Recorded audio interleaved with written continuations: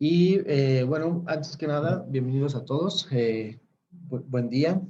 Vamos a comenzar la sesión. Estamos en la clase de Sociedad de Desarrollo de México y el objetivo de la sesión de hoy va a ser conocer y familiarizarnos con el concepto de nación y nacionalismo, ¿sí? Y antes de comenzar la sesión, me gustaría preguntarles qué es lo que piensan acerca del concepto de nación. ¿Qué es concepto de nación? Vamos, para empezar a despertar un poquito, ¿qué es concepto de nación? ¿Qué es lo que nos imaginamos o qué es lo que nos viene a la mente cuando decimos nación?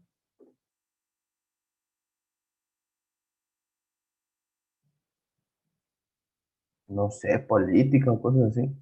Política, ajá, ¿qué más? La sociedad mexicana.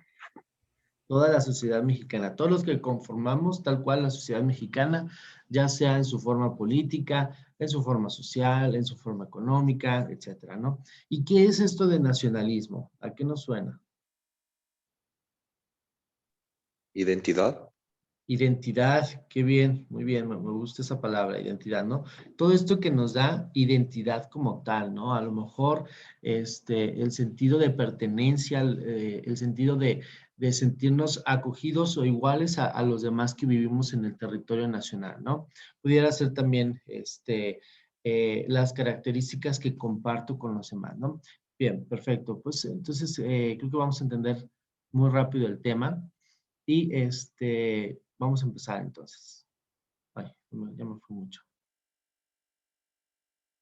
Bien, entonces empezamos aquí con el concepto de nación. Qué es nación como tal, no? Bueno, pues culturalmente, nación es un grupo de personas que estamos unidas bajo un lenguaje, una religión, historias, tradiciones comunes, ¿no? Y algunas naciones tienen varios niveles de culturas. ¿Qué es esto? Bueno, pues aquí en México nosotros podemos encontrar diferentes culturas, ¿no?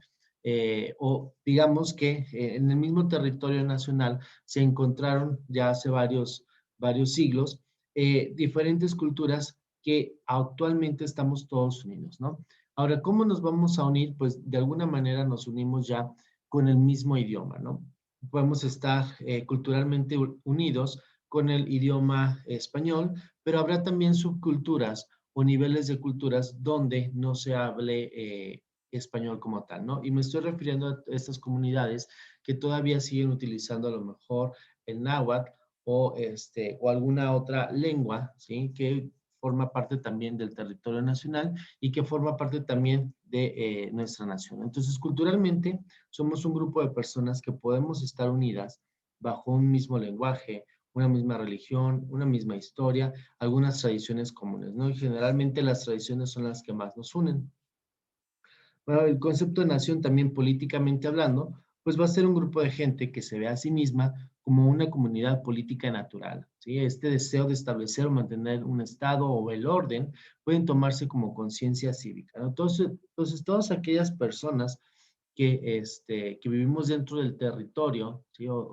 Sí, dentro de un territorio y que digamos, políticamente nos gusta estar establecidos de determinada forma o que nos gusta mantener el orden de cierta manera, bueno, pues vamos a ser también una nación, ¿no? Políticamente somos una nación porque de alguna manera buscamos el mismo orden o buscamos la misma forma de organizarnos. Psicológicamente podríamos ser un grupo de personas que nos distinguimos por cierta lealtad y afecto en forma de patriotismo, ¿no? Y por ejemplo, ¿cuántas veces no hemos sido parte de este patriotismo cuando juega la selección mexicana o cuando vemos los Juegos, ya sea Panamericanos o los Juegos Olímpicos, ¿no? Que nos unimos de alguna manera. Tal vez tenemos diferentes formas de pensar, tal vez nos gustan diferentes cosas en el día a día, pero el día que juega la selección mexicana, de alguna manera todos nos unimos como nación, ¿no? Entonces, psicológicamente tenemos ese sentido de pertenencia y psicológicamente siempre vamos a apoyar, o teóricamente apoyaríamos siempre al equipo que nos representa, ¿no? Entonces, psicológicamente también formamos una nación cuando compartimos cierta lealtad, afecto en forma de patriotismo, ¿no? Y como grupo étnico podemos ser con una identidad comunal y sentido de orgullo cultural, sin aspiraciones políticas sin aspiraciones políticas colectivas, ¿no? O sea, simplemente podemos llamarnos nación cuando somos un grupo de personas que vivimos en conjunto, vivimos bien, no hay alguna aspiración política, pero nos unen diferentes cosas. Nos pueden unir tanto el lenguaje, la historia, algunas tradiciones, sin aspiraciones realmente políticas o de poder, ¿no? Entonces, estos son nuestros conceptos, nuestros 4 conceptos de nación: el cultural, el político, el psicológico y el de grupo étnico, ¿no? Entonces, formando, digamos, la nación, si tú te pones a pensar o si nos ponemos a reflexionar, ¿qué es lo que nos hace nación? Pues seguramente que vamos a caer en alguno de estos rubros, ¿no?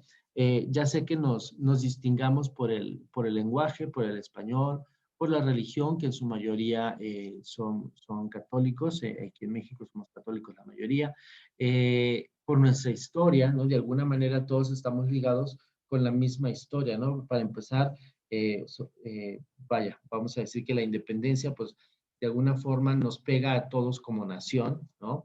O las tradiciones comunes que tenemos, vamos a decir, el Día de Muertos, esta tradición de poner el altar, pues se comparte en todo el territorio, ¿no? Y habrá algunas tradiciones que son mucho más puntuales en ciertas regiones, ¿no? Por ejemplo, acá en Guadalajara, la tradición del 12 de octubre, que es la romería, ¿no? Que para otras regiones no significa nada más que pues otro tipo de celebración, ¿no? El Día de las Naciones Unidas, perdón, el Día de América, el 12 de octubre, tal vez solamente signifique eso en la región norte del país, ¿no? O el 12 de diciembre, pues como culturalmente estamos unidos con la religión, pues para todos a lo mejor en la República nos significa esto de la Virgen de Guadalupe, ¿no? O para la gran mayoría que comparten la misma religión significará algo, ¿no? Y bueno, políticamente, pues pudiéramos estar unidos por, no sé, a lo mejor la nación completa unidos en unas elecciones presidenciales, ¿no? Donde ahí todos nos tendremos que unir para elegir al mejor gobernante que va a dirigir el territorio, ¿no? Y psicológicamente, ya lo comentábamos, estaremos unidos usualmente cuando tengamos este sentido de patriotismo, ¿no? Cuando juega la selección mexicana, cuando juega México en los Olímpicos o en algunas competiciones internacionales, ¿no? Generalmente estaremos unidos por el sentido del patriotismo. Y como un grupo étnico, vaya, ya lo repetimos, si tenemos alguna identidad, ¿no? Identidad colectiva con más personas que no necesariamente tienen que ver con la política, ¿no? Ahora vamos a ver los tipos de nacionalismo. Y nacionalismo es prácticamente cómo es que nos hemos establecido en algún territorio, ¿no? No solamente nos hace formar una nación el hecho que vivamos dentro de México, sino cómo se ha formado nuestro territorio, ¿no? Y vamos a encontrar diferentes tipos de nacionalismo, como es el liberal. El liberal está vinculado a los valores de la Revolución Francesa, ¿no? Y ese representa, vaya, la modernidad, ¿no? Ya una vez que nos hemos independizado o una vez que estamos de alguna manera, pues, establecidos sin ningún conflicto con el país vecino, sin ningún conflicto interno, generalmente vamos a ver ese tipo de nacionalismo, un nacionalismo liberal, donde la independencia y la unificación, digamos, es nuestro estandarte, ¿no? Buscamos un gobierno constitucional y además que sea limitado, ¿no? Una nación ya se va a significar, o una nación ya va a significar la soberanía popular, ¿no? Aquí en este tipo de nacionalismo, en el liberal, buscamos nuestra propia, digamos, bien común, ¿sí? Buscamos una unificación y buscamos que el gobierno funcione como tiene que funcionar o como lo idealizamos, un gobierno constitucional, donde ya somos todos independientes del resto del mundo y nos queremos conformar nosotros como una nación estable, ¿no? Tendremos el principio de autodeterminación nacional, la igualdad o la hermandad entre las naciones, ¿no? Nos veremos como iguales las demás naciones, ¿no? Y pienso yo, no sé ustedes qué piensan, bueno, pero voy a guardarme esta pregunta para el final, mejor.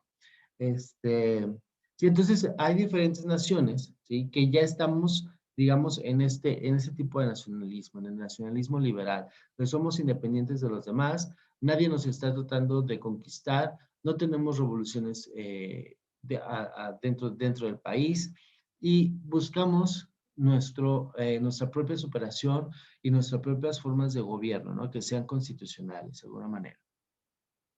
Vienen después otro tipo de nacionalismo, el nacionalismo conservador, ¿sí? Y este también es un nacionalismo que ya está, digamos, independiente de los demás, ya nadie lo está tratando de conquistar, ¿sí?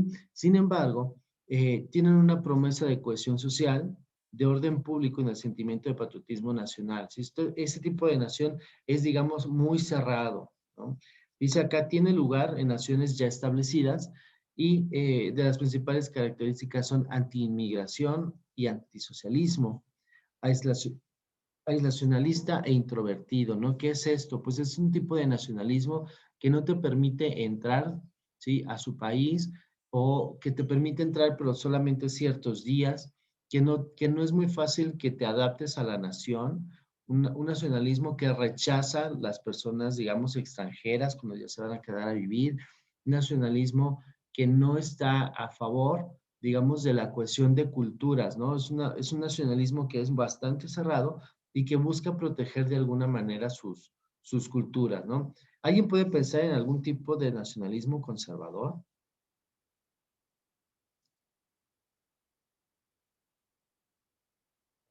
¿Algún país que, que se muestre como conservador, como nacionalista conservador?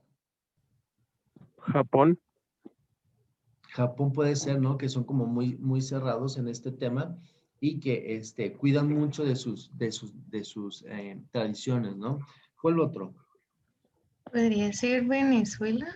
Venezuela. Podría ser Venezuela, aunque fíjate que el tema con Venezuela es más bien la expropiación, ¿no? ¿Habíamos platicado ya aquí sobre Venezuela o fue en otra clase que lo comenté? Entonces fue en otra clase, ¿no? En la clase tal vez de economía.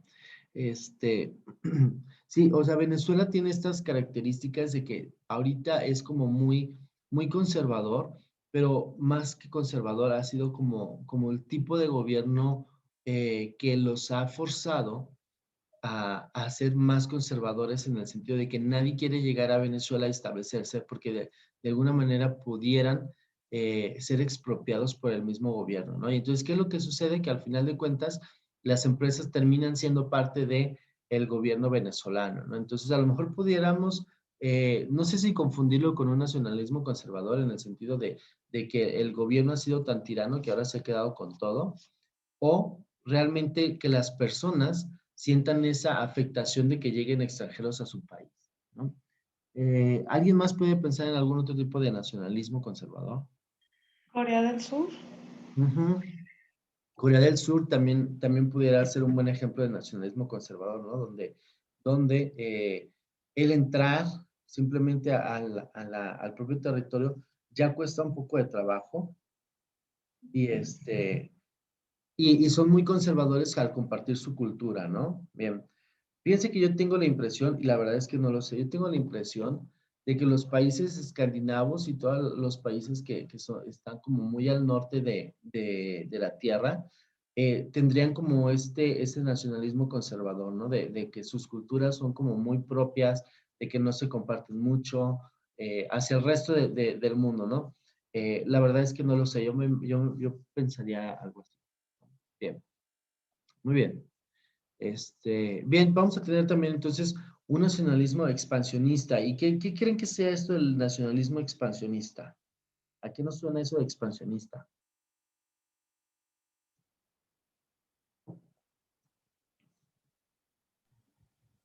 Que llega a varias partes o algo así. Ah, que lleva varias partes.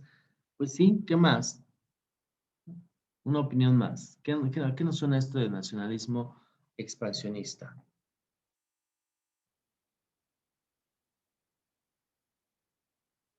¿No? Bien, pues el nacionalismo expansionista, pues prácticamente es este nacionalismo o estas naciones que son agresivas, ¿sí? Que tienen un carácter agresivo, que todo lo quieren arreglar, digamos, a base, a base de luchas, a base de conquistar más territorios, ¿no? Dice acá, tienen un carácter agresivo, militar, expansionista, como tal, quieren todavía comerse parte de otros territorios, ¿no? Es una fase agresiva que se vivió a finales del siglo XIX, y la última fue la repartición de África. Todo esto pues auspiciado por un clima de nacionalismo popular que ligaba el prestigio nacional con la posesión de un imperio, ¿no? Y todo esto pues, digamos, acrecentado por el entusiasmo público popular. Existen dentro del nacionalismo expansionista creencias etnocentristas, perdón, que nos llaman hacia la superioridad racial, ¿no? Es un renacimiento nacional que provocó dos guerras mundiales y el caso de la Gran Serbia, la Gran Albania y la Gran China, ¿no? Que fueron pues naciones que se dedicaron en su momento, ¿sí? A conquistar territorios y a acrecentarse, ¿no? Si vemos los libros de historia de cómo fue el imperio, por ejemplo, otomano, cómo fue agarrando terreno a base de guerras, ¿no? O el imperio chino, que fue conquistando territorios al grado que se expandió pues muy amplio por la zona asiática, ¿no? Entonces, un nacionalismo expansionista es este que quiere comerse los territorios y ser más grande y más grande y más grande, ¿no? Lo vimos también con Napoleón, ¿no? Cómo fue conquistando de a poco y se fue ganando gran parte de Europa, ¿no? Digo, más tarde, las propias naciones fueron también, pues, peleando lo suyo, hasta que Francia, pues, ya se quedó como la nación que conocemos, ¿no? Eh, ¿Alguien puede pensar en este momento en algún tipo de nacionalismo expansionista?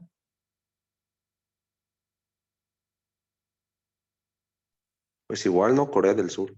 Corea del Sur, ¿quién más podría ser?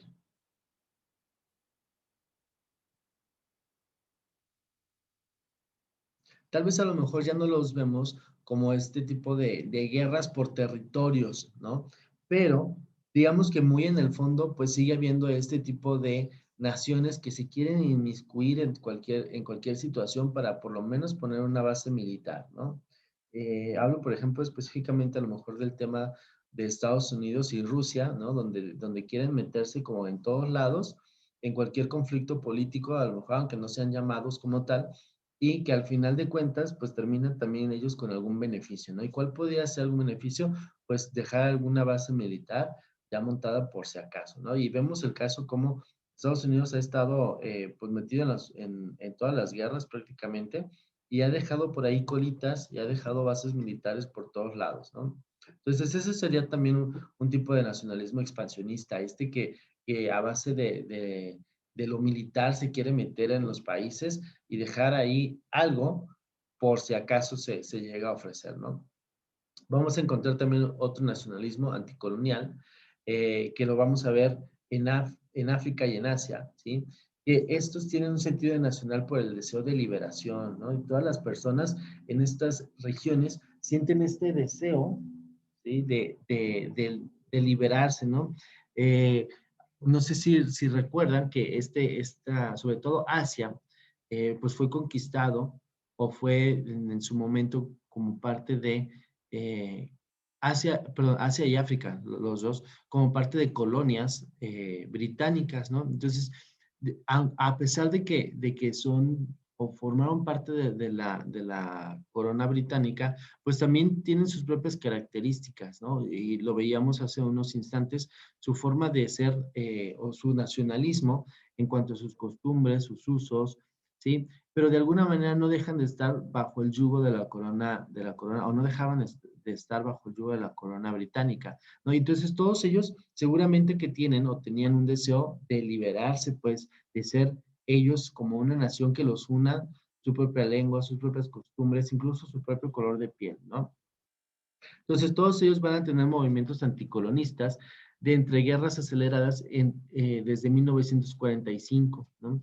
Y vamos a ver el anticolonialismo y nacionalismo europeo liberal, ¿no? Una determinación de liberarse de otras naciones o de otro tipo de gobierno, ¿no? Que es diferente al de ellos, ¿no? Precisamente porque no les da ese sentido de nación, como tal, ¿no? A lo mejor, ¿qué sentiríamos nosotros que siguiéramos formando parte de la corona española y pues siguiendo dándoles tributo a la corona española y aquí no tuviéramos más que un representante que pudiera ser español, ¿no? Entonces, a lo mejor sería un poquito incómodo ver cómo de alguna manera nosotros solamente aportamos a la corona española y aquí en México, pues, no tenemos un gobernante mexicano o no tenemos alguien que realmente represente nuestros valores, nuestras costumbres, etcétera, ¿no?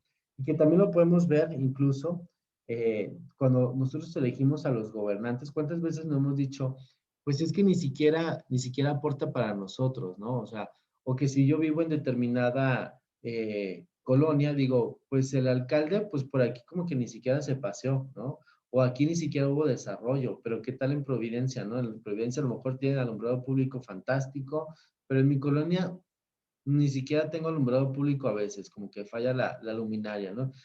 ¿Por qué? Porque a lo mejor ni siquiera nos sentimos parte de este tipo de gobierno, ¿no? Y entonces quisiéramos a lo mejor nosotros ese deseo de liberación y que alguien de mi colonia pues represente para que vea por mi propia colonia, ¿no? Entonces este va a ser un tipo de nacionalismo, el anticolonial, ¿no? Que en ese deseo de liberarnos de alguna manera de algún yugo político que nos esté sucediendo, ¿ok? Bien. ¿Qué hora es? Bueno, ese. Nos dice acá que el origen de la nación mexicana, ¿cómo fue realmente que empezamos nosotros con el origen de la nación mexicana como tal, ¿no? Recuerden pues que nosotros antes en el territorio pues teníamos como muchas culturas, mucha diversidad pues de lenguas, mucha diversidad tal cual de cultura, de tradiciones, ¿no? Entonces, cómo poco a poco nos fuimos uniendo hacia una sola cultura, una sola historia, ¿sí? Porque si se fijan, cuando nosotros estudiamos la historia nacional, pues claro, empezamos con las subculturas, que los mayas, que los aztecas, que los zapotecas, que los mexicas, que todos, pero de alguna manera llega un punto en el que todas se hacen una cohesión y entonces ya estudiamos solamente la historia tal cual de México después de estas culturas prehispánicas, ¿no? Y en el siglo XIX surge propiamente el concepto de Estado-Nación en México, ¿sí? Eh, ¿Por qué? Porque entonces empezamos apenas en este instante, en el siglo XIX, a ver una cohesión entre todos los territorios o entre todas las subculturas que teníamos en México. Dice que ese concepto de Estado-Nación sacrificó la diversidad en nombre de un proyecto unitario más allá de las divisiones y contradicciones internas, ¿no? O sea, ya nos estábamos formando como nación como tal, ¿sí? Y estábamos sacrificando de alguna manera ciertas características que nos diferenciaban de los demás o de las demás subculturas en el país, ¿no?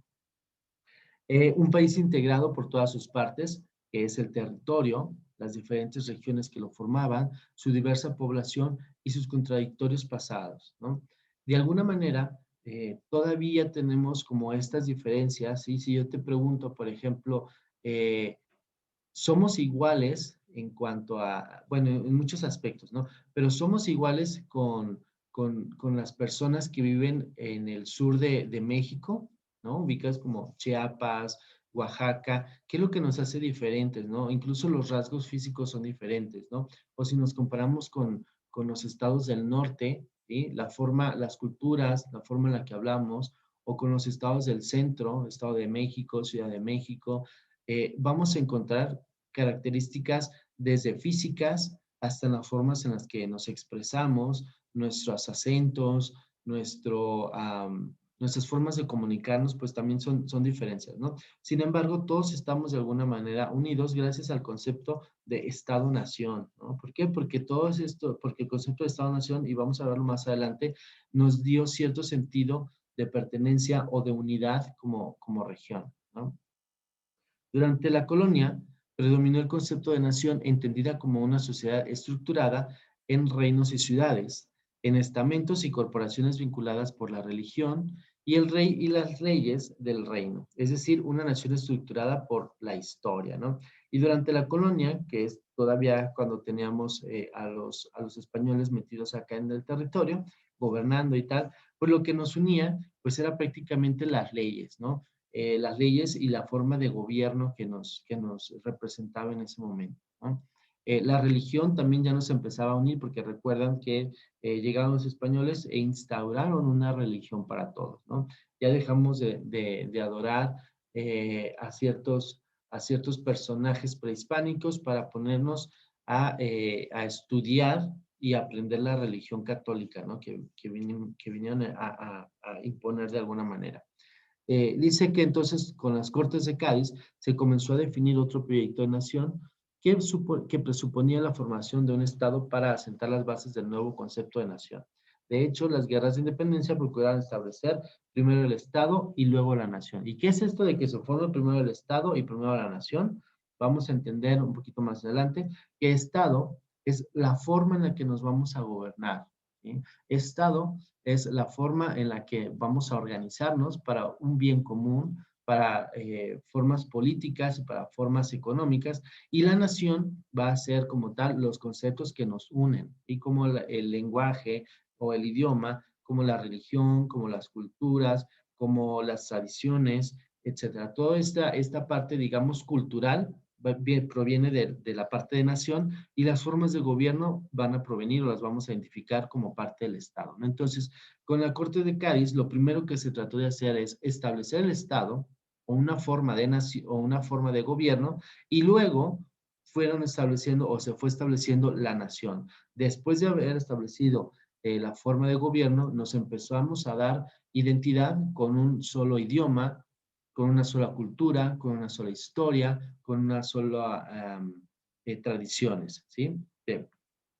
¿Hasta aquí alguna pregunta al respecto? No, ¿No? ¿Todo bien?